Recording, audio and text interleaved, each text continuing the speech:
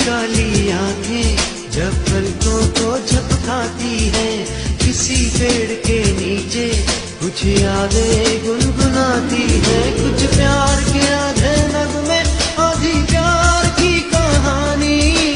एक शहर का राजा और एक गांव की रानी, दोनों बड़े प्रेमी थे, वन में आया करते थे। उनके प्यार के मीठे नगमे पंछी गाया करते थे।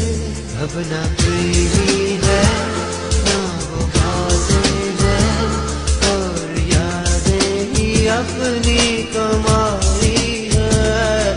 इनके ख्वाबों में भी नहीं लगता हमको सजनी